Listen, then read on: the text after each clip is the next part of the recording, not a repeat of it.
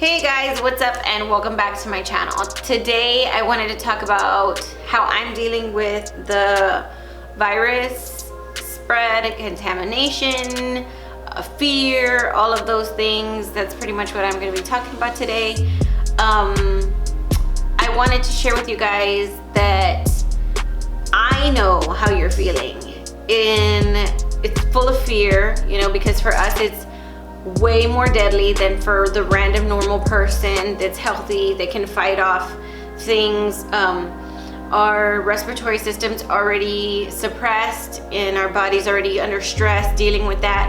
And so a virus like this can really be very detrimental to somebody like us. And so people in the PH community are justified to feel so much more fear than the regular average person.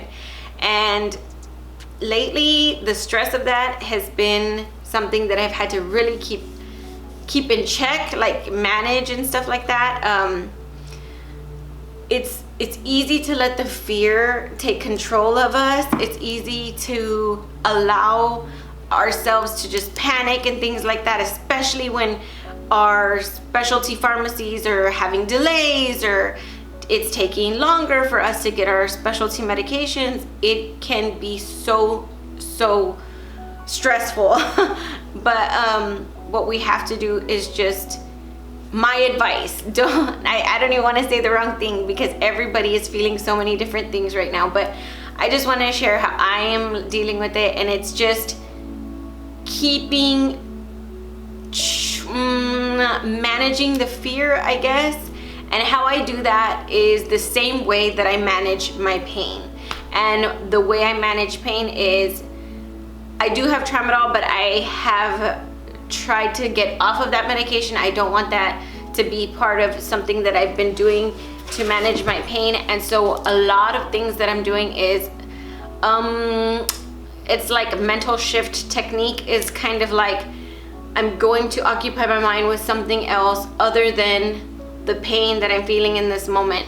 And sometimes I do that by watching TV and getting really into a show, just like paying attention, looking at the characters, analyzing the characters, getting the mind to where it's super busy into this TV show that I'm not feeling the physical pain. And other times I do stress, which is like bling things or you know, can you bring me something that I like the shoes, like the girls have their shoes there. Oh, my Methodist cup too. So people call it like blinging and things like that. So I will show you, like these little shoes are my daughter's shoes. My older daughter, I have hers done, mine done, my mom's, my mother-in-law, like my Methodist cup, my hospital cup that I use wherever I do this. So I glue each one on, but I'm not talking about this right now. I'm talking about the fact that finding something that works for you, that occupies your mind. I know a lot of other PHers out there that crochet. Tamala, she makes beautiful cookies, things like that that can keep your mind busy doing something other than just purely focusing on this very scary situation. That, to be honest, like us, one person, we can do the most to protect ourselves and educate the public to protect us, but we cannot stop the giant spread of whoever's traveling and going and coming. We don't have any personal control over those people or who's contracting, who's spreading. The spring breaker that just went out, you know, to San Antonio and contracted it and brought it back, or went to Houston or went to Michigan to visit his family. We don't have control over those types of situations. And so allowing yourself to feel responsible for that is just stress that is not healthy for us, and it's not something that we can manage or anything like that. So managing our own space, managing our families, our, you know, people that come in and out and things like that is of course things that you can control, but do not work yourself up thinking of how you can personally stop this, because right now it's a team effort. You know, just like you go into the store and leaving that one roll of toilet paper, instead of grabbing 4, you're gonna grab 2. That's a personal decision that you can make, that you have control over. But like I said previous, like other people's decisions and behaviors, we don't have control over. So try, I know it's very, very hard, but just try your best not to work yourself up staying on those kinds of ideas and stuff like that, because it's just not anything that we can do right now. All we can do is just you know, manage our own feelings and try to keep ourselves in a calm, positive disposition, especially when we're talking to those specialty pharmacies, the operators and things like that. The fact that they're still going to work and getting our medicines out to us is a blessing in itself, because there's many places that have already, you know, laid off people and, you know, closed their doors, have stopped doing things like that. And this is our lifeline, these medications, and that they're still working is a blessing, you know. And so be kind to them. You know, I know it's stressful. I know we're under a lot of stress. Our body's under a lot of pain most of the time, but they are also doing their best for us. And so it's just super important that we keep that in the front of our mind in times like this, when it's just immense stress, because everybody's just learning as we go along. It's kind of like being a parent for the first time. You don't really know what the hell you're getting yourself into. You're managing it as you go, you know, and that's what I think is happening for everybody right now.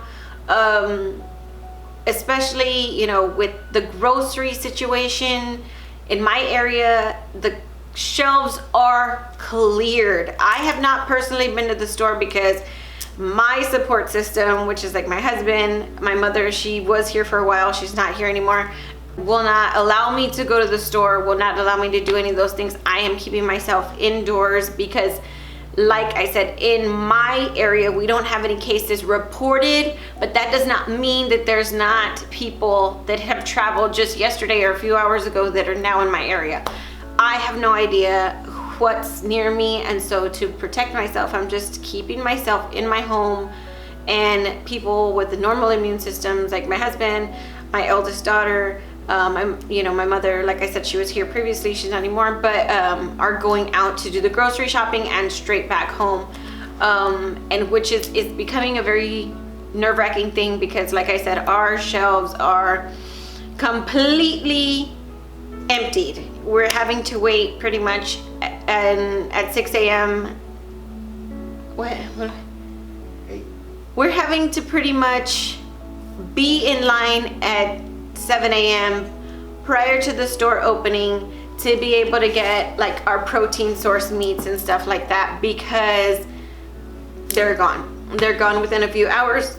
They stock at night, open, people are there waiting, and that's where it's kind of going in my area. So even with all the nerve-wracking things like that happening, our family is just doing their best to keep calm and, you know, keep putting one foot in front of the other. Another thing I wanted to talk about was our children. If you have children, this is something that they don't understand. This is not something that they have a previous experience of. Us as elders understand that this has never happened in the whole entire planet before. We understand that these things have never arose before. We understand that these things have never happened before, and this is the first time event that everybody in the planet is basically dealing with this. Our children, even my older daughter, do not understand that concept. They don't have a greater understanding of the fact that us as parents are dealing with this for the first time. So, how do I say that? Try your best to be honest about what's really happening, but just keep in mind that it is a difficult concept for them to understand. I'm gonna try to make other content for you guys, and I don't want it all to be super serious and super fear-based focused type things or virus focused things. If I'm stuck in this house and have all this time, I put my makeup on, spend time doing that, shift the mind to do something a little bit different. I'm gonna try to do the nail video that you guys had asked for before, in efforts to keep things light, because I feel in my heart sharing funny moments or just different kind of content that shifts the mind is something that's good for us. We can't fill ourselves with just virus-based content, you know, fear, because like I said, like the way I interpret it, we don't have as much control as we wish we could. So if you see like one of those videos, it's not because I'm trying to, oh, who cares about this? Like, no, it's not that. It's just that it's good to laugh sometimes or think of something different to talk about. And I just want you guys to try your best to be safe. I know it's very difficult for us, and I feel you. I understand how you're nervous. I'm nervous too. We're gonna do our best. So that's my video for today, guys. I know it's kind of rambly because I just wanted to be authentic. I want to just sit on the camera and talk to you really about what's in my mind. I don't want to do scripts or write down what I'm going to talk about and then talk about it. I mean, I can make one of those videos or whatever, but that's not really who I am as a person. I just want to share with you guys, I'm in it with you. You're not by yourself. You're not sitting in your house worried, scared, stressed.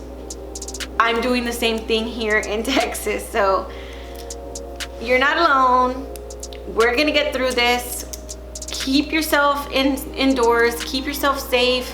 I'm gonna try my best to keep myself safe. I'm praying for everybody that's affected by this, and I'm gonna do my best to make more content for you guys and keep positive energy going and flowing. That's pretty much all I wanted to say for today. I'm your PH friend from Texas, and I'll see you in the next video. Bye.